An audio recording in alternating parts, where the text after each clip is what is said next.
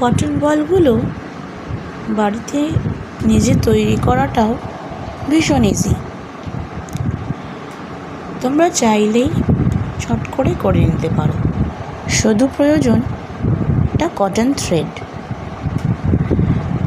আমি এই কটন বলগুলো ডলি সুতো দিয়ে তৈরি করেছি।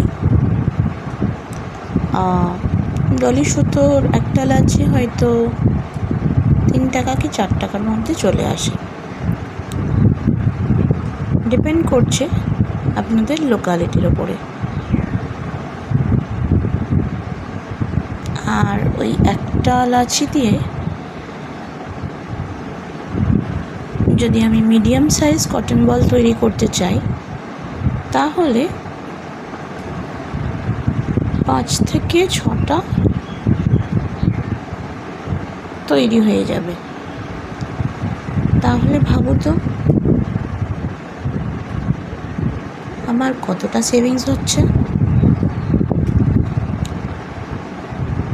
তোমাদের মধ্যে অনেকেই হয়তো জানো কটন বল কী করে তৈরি করতে হয়। আর আমার এই কটন বলগুলো দেখে যদি তোমাদের মনে হয় যে না ভালোই হয়েছে, আর যদি টিউটোরিয়ালটা দেখতে চাও